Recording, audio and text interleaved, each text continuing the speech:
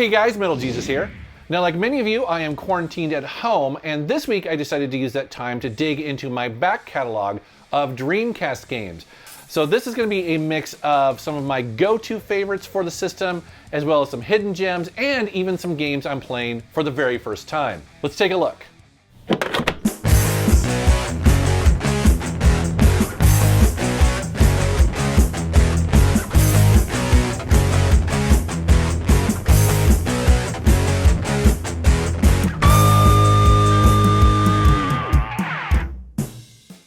All right, now before we get started, I do want to mention that I am using my modded Dreamcast that has glorious HDMI out, as well as messing around with the StrikerDC gamepad from Retro Fighters. This was sent to me for review, and as you can see, it's sort of a modern take on the classic Dreamcast controller, and so far I'm digging it quite a bit. I like the changes that they made, including putting the handlebars out, which is, you know, more comfortable for modern gamers, as well as a slightly shallower D-pad. Also here, the big feature is that it has bumpers for left and right. So you still have the analog triggers, but you also have bumpers for left and right. And so all of the footage in this video was captured using this setup here. Now, the first game I've been dying to get back and play a bit more of is called Expendable. This is also called Millennium Soldier Expendable. Now, this is a run-and-gun shooter that was originally released on Windows, but I believe it also got a PlayStation 1 release, and then it was ported over to the Dreamcast. Now, there is a story here, but I don't honestly care what it is. I mean, you're basically playing a soldier that is sent in to take out waves and waves of bad guys, and what feels kind of like a twin-stick shooter if the Dreamcast had twin analog sticks, which of course it doesn't. So because it's the Dreamcast and you don't have that second analog stick, you end up doing a lot of strafing by holding down the trigger button, which allows you to sort of lock in your angle and then just gun everybody down. And I have to say, this game is just a ton of stupid fun. I mean, as you can see here by this gameplay footage, everything explodes, everything dies, you know, and that's exactly sometimes what I want, where I just want to be able to jump into a game really quickly, blow some stuff up, and just leave with a smile on my face. And this game definitely does that. Now, I should say, though, that this is one of those games that, again, really would benefit from, say, a modern remake of it or a remaster where it actually supported twin sticks. Again, it's not necessary, but I play a game like this, I'm like, man, this would be so cool to play on the, you know, the Switch or the PS4 or something like that, where you have those dual analog sticks. But, you know, when you don't, that's okay, because this game was designed to support a lot of strafing, and it does it really well. So if you haven't played this game, definitely check it out, because the Dreamcast version is really fun. Next up is a game I've had in my collection for a while, but I haven't checked it out for some reason. That, of course, is Heavy Metal Geomatrix. Now, this is one of those games where people have been recommending it to me over the last couple years, and other than having the name Heavy Metal, I wasn't exactly sure why until I booted this up. And then right off the bat, the game starts advertising the bands that are in the soundtrack. So you have Megadeth, you have Rob Halford's band, you have Corrosion of Conformity, and you have Entombed, plus some other kind of driving techno tunes in here. So yeah, I mean, the soundtrack in this is just awesome. I wish I could play you some of the music here, but unfortunately, because of YouTube and copyright, I'd probably get knocked down a bit. But that was a very pleasant surprise. And as you can see by this footage here, it's an arena-style battle game that really reminds me of Power Stone. And to be perfectly honest, I don't think it's nearly as polished as Power Stone. So if you have that game, that's probably should be your go-to. But this isn't bad, actually. I was enjoying myself while capturing this footage. And I don't know why, but I was also surprised to see B-movie actress Julie Strain as one of the playable characters in this, which I thought was pretty cool. Now, if you don't know who that is, Julie Strain, she's a B actress, or was a B actress, in a lot of Skinamax movies back in the late 80s and early 90s. She was actually married to Kevin Eastman, who at one point famously owned Heavy Metal magazine and was the inspiration for a ton of sci-fi art. So I guess it shouldn't be a big surprise that she's in this game. Actually, she was also in Heavy Metal Fact 2, if you've ever played that game. So Anyways, it was just kind of cool to see her in here. Now, if you're planning on Googling her image, my only recommendation would be that you have your browser set to incognito mode. That's all I'm going to say about that. But as far as the game goes, I was having a good time with this, so it's not a terrible game at all. I was pleasantly surprised. Next up is a game that I've been meaning to get back to, and that of course is Legacy of Kain Soul Reaver. So yes, another game that has been on my shelf for a while, and for whatever reason I just didn't have the time to dig back into it until now. If you're not familiar with this game, it is the second game in the Legacy of Kain series. Now, the Dreamcast is actually considered a really great port of this game, and when I was playing this, it was easy to see why.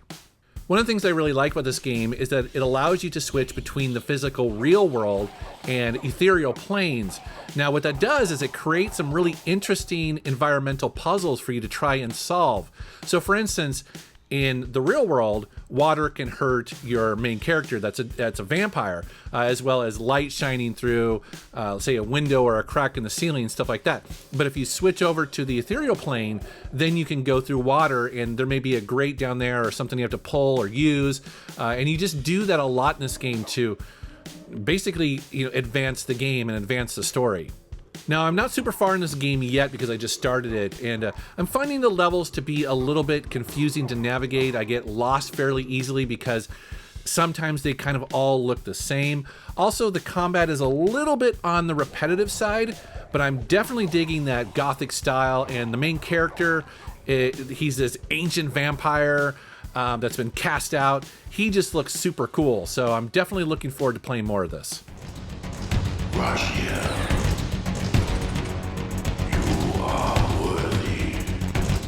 Next up is Crazy Taxi 2. I was kind of surprised to learn that Crazy Taxi 2 was exclusive to the Dreamcast. I guess I'm surprised by that because, the series used to be so popular, but of course, the original Crazy Taxi was really popular on the Dreamcast, so it makes sense that they would release the sequel also there. However, it's important to note that this was eventually ported over to the Sony PlayStation Portable, and it was called Crazy Taxi Fare Wars. And what makes the sequel kind of different than the original is that they include two versions of New York City, or they call it Apple City, which changes up the game a little bit because you have a lot of really tall buildings, and it can be kind of tricky to sort of navigate through that in this game. I would say it's not my favorite. It's just different. The other thing is that it feels like there's way more traffic in this version as well, which again is not great, because the game's already really fast and can be kind of frustrating. However, I do like that they have a hop feature in here so that you can basically hop your car over traffic, which is kind of fun.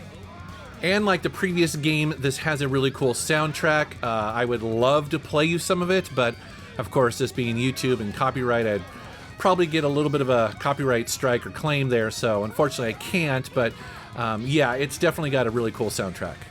And I'm having a bit of fun with something called Pyramid, which is a bunch of mini games. So you'll be in your car and trying to do these really short challenges, and it can be pretty challenging. Now, what's kind of fun about it is that they often use that hop feature in fairly creative ways. So definitely not easy, but worth the hassle because you do end up unlocking stuff. So yeah, if you like Crazy Taxi, you'll probably like Crazy Taxi 2. Now, I don't like it as much as the original, but it is a nice sequel. Next up is a game called Toy Commander, and like so many games, this has been recommended to me over the years, just time and time again. It's definitely considered one of the more must-own Dreamcast games from people who love the console, and I can see why. As you can see by this footage, the premise here is that you are in the real world, but you're shrunk down to the size of, say, a toy.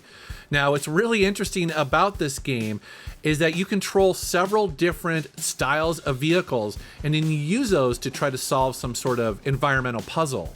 So for instance, sometimes your objectives will have you flying an airplane, but then you'll have to switch over to, say, a vehicle like a tank or a car or something like that to do another objective, and then you'll hop into something like, say, I don't know, like a helicopter to pick up something, to drop it off. It's very fun, it's very clever. I will say though that the controls definitely take a bit to get used to, and also the physics in the game can be kind of tricky to navigate. So there is a little bit of a frustration level here, but from what I've heard, if you stick with this game, it just becomes one of your all-time favorites on the Dreamcast. Now, like some of these others in here, I just started the game, so I'm not super far into it, but yeah, I can definitely see the potential. And I'd love to know if you played it. Well, let me know what you think down in the comments. Next up is Starlancer. So Starlancer was created by the original producer of the Wing Commander series. He went on to create this. Now this came out also on PC, and then they ported it over to the Dreamcast. And you know, again, the Dreamcast version is a really good port. Now, if you're familiar with Wing Commander, then you're gonna feel right at home here because they are very similar games. They're basically huge space operas with the big focus on stories and full motion video, but then you also have a lot of space combat, a lot of different mission types that you can do. You also have to kind of worry about how well you do in them as to where that's going to lead the story or what's going to be open up to you. The only thing I would say though about that is that I do kind of miss that campy sci-fi feeling of the Wing Commander series. As far as I've gotten in this game, it's not quite here. I mean, I really love the Kilrathi cats that were the enemies, you know, in the first Wing Commander, first and second Wing Commander. So that's a little bit of a bummer. You don't quite have that sort of campy sci-fi feel, but you know, it's still a fun game. And as you can see by this gameplay footage, it runs and plays very well on the Dreamcast. It's also got really good graphics too. I mean, again, you can see here the explosions look great, the capital ships look great, your cockpit and all that sort of stuff. So again, a really decent game if you're missing this type of arcade space shooter and you have a Dreamcast, definitely check it out. Come on, they're not paying by the hour. Take those fighters out. Great shot. Who do I send the flowers to, comrade? Next up is one of my go-to arcade racing games on the Dreamcast, and that is Speed Devils. Now, if this looks familiar and you're a PC gamer, that's because this game was called Speed Busters on PC, and like the Dreamcast version, I played it a lot on the PC as well. Now, if you're not familiar with this game, it comes from a time when there was a real focus on just having fun in these arcade racing games. I love these games from that era because, you know, they're not trying to be simulators. They're not trying to, you know, perfectly replicate how one of these cars would feel and drive. Instead, it's just all about just having fun. And one of the ways that they accomplish that is with the level design. Now, these levels all take place in the real world, so they're real cities, real states, things like that, but they throw in little details, like for instance in Hollywood, you know, you'll be running through a production set, but then there's a real working dinosaur there. There's, in other levels, you'll see like flying saucers and just little details and fun little things to pick out on the side. It's really fun. Plus the graphics are really good and the controls are spot on. You know, if you're missing these kind of arcade racing games, you have a Dreamcast, you should definitely check it out. It's not typically an expensive game, but again, if you have a PC, you know, you can also download Speed Busters. That is a fantastic version of this as well.